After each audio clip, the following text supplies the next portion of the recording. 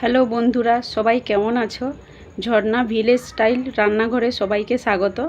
আজ বানাবো সুজি। তার জন্য কড়াটাকে গরম করে নিয়েছি। দিয়ে দিব অল্প পরিমাণে ঘি।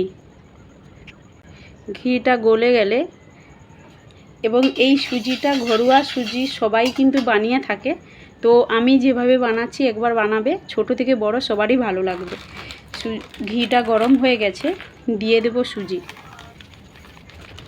সুজিটাকে লাল লাল করে ভেজে নিতে হবে, কেন সুজি যত ভালো করে ভাজা হবে তাহলে সেইভাবে কিন্তু সুজিটার কাঁচা যে গন্ধ একটা থাকে সেই গন্ধটা কিন্তু চলে যাবে। তো আশা করি সবাই সুজি বানিয়েছো, তো এইভাবে একবার বানিয়ে দেখবে, আশা করি সবার ভালো লাগবে। কেন সুজি একটা বাঙালির অত প্রিয় যে সুজি যে কোনো অনুষ্ঠান হলে, পুজো হলেই সুজিটা হবে, এটা অবশ্যই। তো আমি যেভাবে বানাচ্ছি, যদি বানিয়ে থাকো ভালো, নাহলে বানিয়ে থাকলে কমেন্টে জানাবে, নাহলে একবার বানিয়ে দেখবে, আশা করি সবার ভালো লাগবে। এবার সুজিটাকে লাল লাল করে ভেজে নেব এবং এই সময় মাথায় রাখতে হবে আঁচটা যেন মিডিয়ামে থাকে। সুজিটা অনেকটা ভাজা হয়ে গেছে, এবার এতে দিয়ে দেব একটা তেজপাতা, দিয়ে এটাকে আরও কিছুক্ষণ ভালোভাবে ভেজে নেব, যতক্ষণ না হালকা বাদামি কালারের চলে আসছে। সুজিটা প্রায় হালকা বাদামি কালার চলে আসছে এবং যত ভেজে নেবে, এটা মাথায় রাখতে হবে, সুজি যত ভেজে নেবে তত সুজির স্বাদটা কিন্তু ভালো বাড়ে। তো এবার প্রায় হালকা বাদামি কালার হয়ে গেছে, এবার এতে দিয়ে দেব পরিমাণ মতো চিনি। এবার যে যার মিষ্টি অনুযায়ী অ্যাড করবে এবং চিনি দিয়ে এটাকে নাড়তে থাকব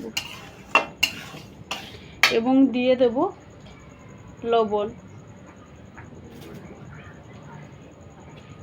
দিয়ে এটাকে ভালো করে নাড়তে থাকবো এবং এটা মাথায় রাখতে হবে আঁচটা যেন হালকা মিডিয়ামে থাকে। কেননা এই সময় যেহেতু চিনি দিলাম, চিনির একটাতে কি হয়, হালকা আঁচ লেগে যেতে পারে, তো তার জন্য হালকা মিডিয়াম আঁচে রেখে এটাকে ভালোভাবে ভেজে নিতে হবে।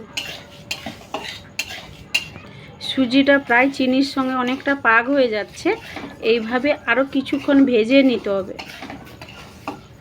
সুজিটা প্রায় চিনির সঙ্গে মিশে একদম গুঁড়ো গুঁড়ো টাইপের হয়ে গেছে এবং এই আরও কিছুক্ষণ ভালো করে ভেজে নেওয়ার পরে চিনিটা প্রায় 40 থেকে 50% গলে গেছে। দেখো সুজিটা কত সুন্দর মিশে যাচ্ছে এবং চিনিটা প্রায় গলে যাচ্ছে। এবার এই অবস্থাতে দিয়ে দিতে হবে জল,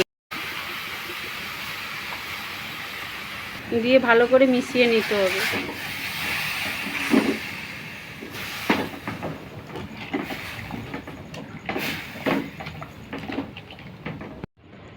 জল দিয়ে দিয়েছি, এবার এটাকে ভালোভাবে ফুটিয়ে নেব।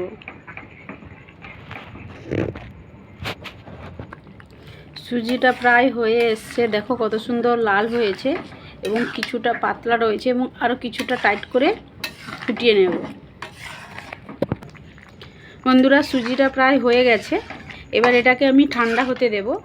তো দেখো, এবং রাখলে কিছুক্ষণ রাখলে আরও কিছুটা টাইট হয়ে যাবে। তো এইভাবে যদি সুজি বানিয়ে থাকো তাহলে কমেন্টে জানাবে, আর যদি না বানিয়ে থাকো একবার ট্রাই করবে, দেখবে ছোট বাচ্চাদের খুব ভালো লাগবে। এবং যদি জানিয়ে রাখবে বা একবার নতুন করে বানিয়ে বাচ্চাদেরকে খাওয়াবে, আশা করি ভালো লাগবে। আর যদি রান্নাটা ভালো লাগে থাকে তাহলে চ্যানেলটা সাবস্ক্রাইব করে এবং লাইক শেয়ার করে যাবে।